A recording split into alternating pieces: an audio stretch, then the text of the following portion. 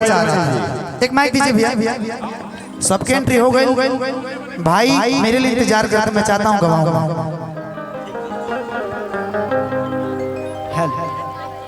Mic दीजिए इनका भैया। माइक कहाँ है भाई? ये माइक है इधर माइक। एक और माइक कहाँ है? एक माइक और पीछे बा आपके पास है ना?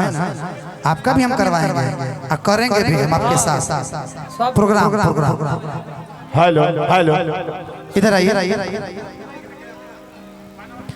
मैं चाहता हूं कि काकू भाई के लिए एक बार आप सब जोरदार ताली बजा दीजिए। ये छपरा से हैं और अभी हमारी तो परिचय बहुत पहले से थी इनसे, लेकिन वो गाना गा चुके हैं क्या? ये वाला माइक दीजिएगा ले जी। वो लेडीज माइक है, ये जेंट्स है। हाँ ये ठीक है ना?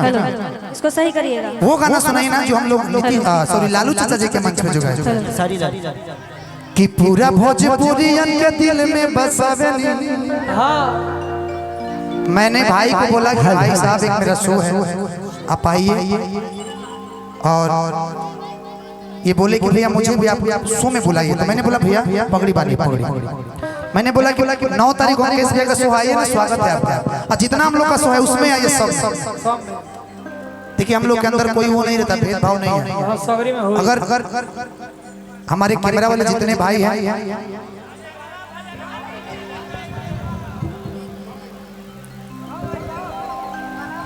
वही मैं गवा रहा हूँ कि पूरा भोजपुरियन के दिल में बसावे। खेसारी लाल के चेला है, खेसारी लेखा गावे नहीं।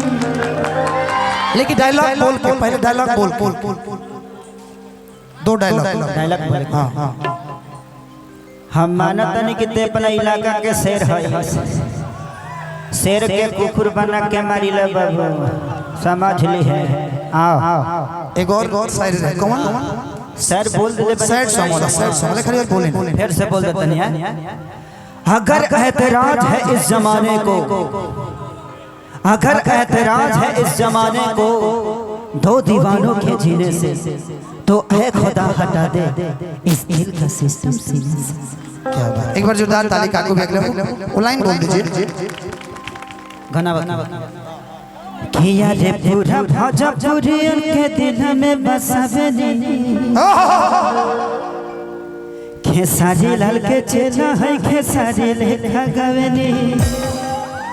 कि निरहु के जइसन रिक्शा चलावे नहीं।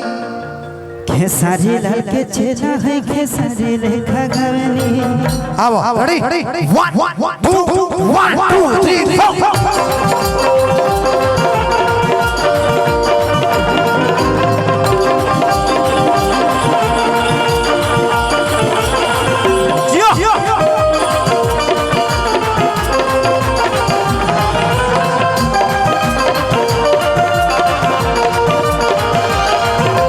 पूरा भोजपुरियन के दिल में बसावे नहीं, पूरा भोजपुरियन के दिल में बसावे नहीं।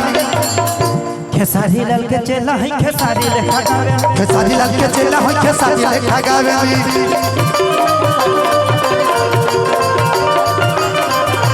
पूरा भोजपुरियन के दिल में बसावे नहीं। अरे पूरा भोजपुरियन के दिल में बसावे नहीं। खेसारी लाल के चेला, खेसारी लाल के चेला है, खेसारी लेखा गावे। भैया एक मिनट किया रे कम पर जाए कुछ कड़ी का बड़ाई। आ भैया खेसारी जैसा कमर के हिलाई। अब ए कहां बैठ गेल? अब के हिलाई कमर? नहीं तू हिलाई मुस्कान कि कम पड़ जाए के हो करी का बड़ाई।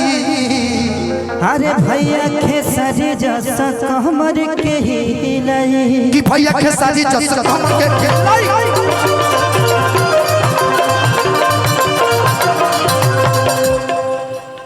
कि कम पड़ जाए कुछ करी का बड़ाई। अरे भैया पवन लेखा के हो न गई।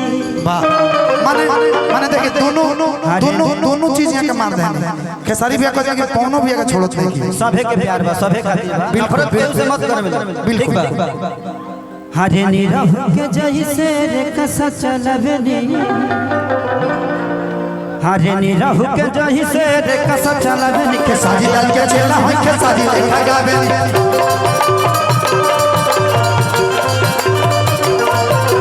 पूरा भोजपुरी के दिल में बसावे। खेसारी लाल के चेला होय खेसारी लेखा गावे।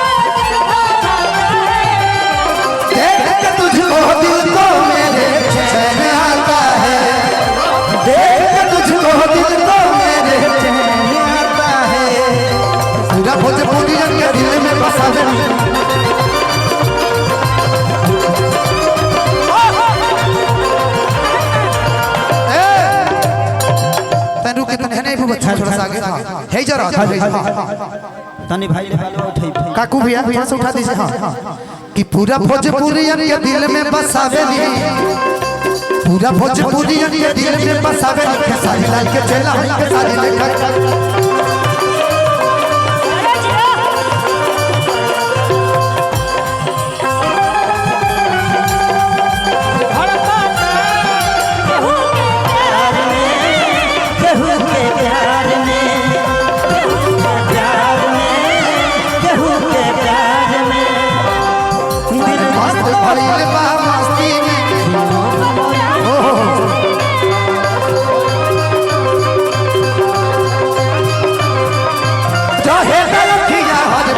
इंतजार में दिल भर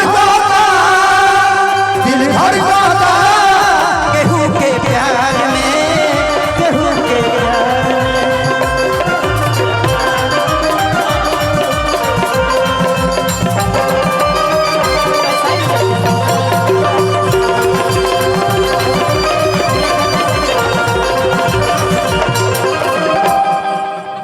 भाई की तरफ से गुड्डू भाई के बड़े भाई बहुत ही अच्छे सिंगर गुड्डू गुलजार जी। एक गाना के बाद गुड्डू भाई के बड़ भाई हम। हाँ ना हमरा कह दीजिए, बच्ची को दीजिए। राजू भैया की तरफ से प्यारा सा पुरस्कार। इस बच्चे का 25 मिलियन व्यू है। मैं चाहता हूँ कि एक बार जोरदार ताली। क्या नाम है आपका? आकांक्षा सिंह इनका नाम है। मोनू भैया सोनू भैया दोनों लोग भाई हैं। नहीं अभी मत जाइए, कहाँ जाएंगे अभी? कि पूरा भोजपुरी गुड्डू भाई से गवा लीजिए पहले, उसके बाद दिल में बसावे नी। इसका अंतर एक करा दीजिए लास्ट। अच्छा खत्म में बना तो खेसारी लाल के चेला होय खेसारी लेखा गावे।